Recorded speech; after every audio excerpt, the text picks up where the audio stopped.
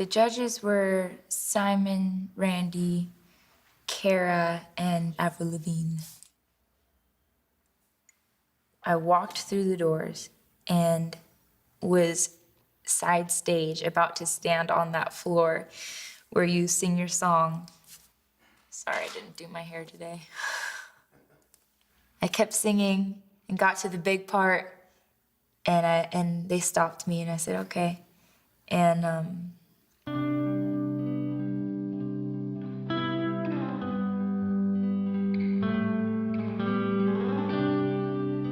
I discovered my love of music when it had the biggest impact on me. And I think that was in 6th grade. I went to a camp with my church, and the music, it was just a guy on a guitar, but he played really well and beautifully, and it was a worship song, and I had my first like music plus God really powerful moment.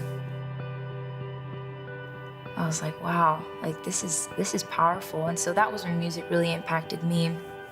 And then God kind of took me on a bit of a journey where I was able to use music to impact other people. And it started with just leading worship at my church. And then it got more serious when I sung at church for an Easter service. And after the service was over, this man came up to me and he was like, oh, he looked like he just got out of a gang. He was walking towards me, I got a little nervous, and he started crying, and he just said, that song that you sang, like the Spirit moved my heart when you sang that song. And I was like, okay, God, this is something special. This is something powerful, and I want to be a part of it.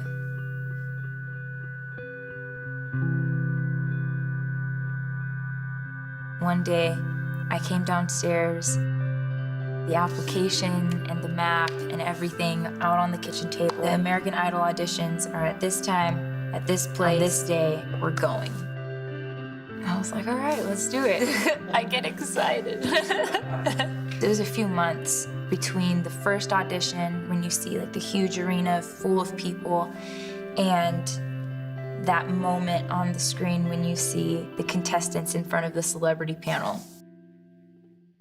That whole process was covered in prayer by my family, by family friends, and I really believe that it was that prayer that gave me the strength to be as bold as I was during that whole process. I was very open about my faith, very just excited to share that I'm saving my first kiss until the day I get married, just things like that. And in the end, when I made it through those few months of auditions and I got to the celebrity panel, those were the things that they criticized.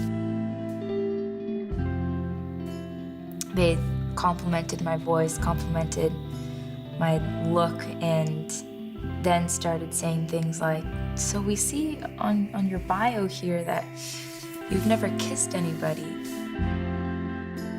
They said, we see here that you teach a girls' Bible study, and tell us about that. I'm like, yeah, I teach a girls' Bible study on my public school campus, and it's amazing, I love it. And then the comments came, you're trying to be too perfect. I think you need to go out into the world and make some mistakes and get some life experience and come back. You need to go out and kiss somebody, and that'll make you feel sexier, and then come back.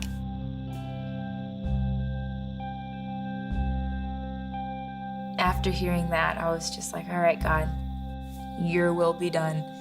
And I walked out of the room. That's when Ryan Seacrest had the camera on me. How did they say no and all this stuff? And part of me wanted to say, well, what the heck, was fighting the tears.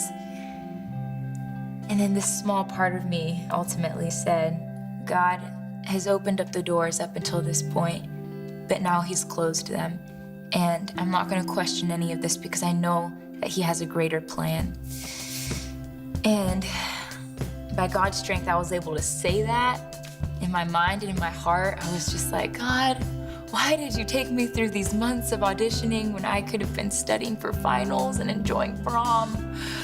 But There was a reason, there was a purpose, and I found out exactly what that purpose was the moment I exited the building.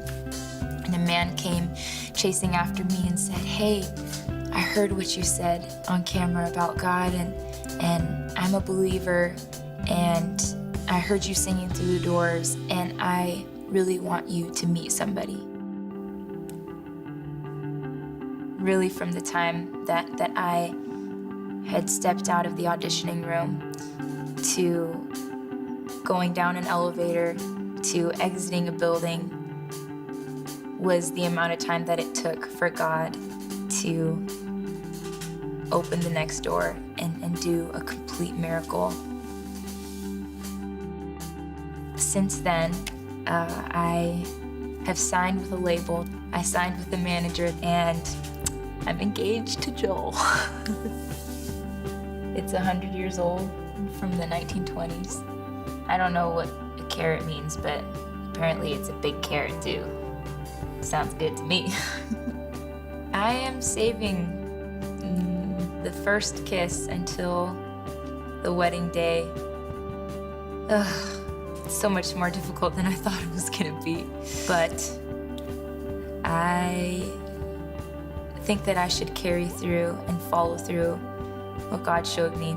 I'm just glad that I found a man who would not only accept the standards that I've had, but want to create new ones with me.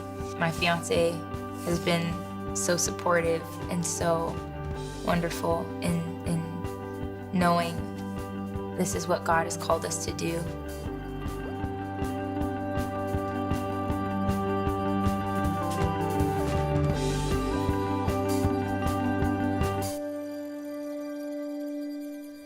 So I just say, my name's Moriah Peters and I'm second? That's it. That's it? That's it. Okay. My name is Moriah Peters and I am second.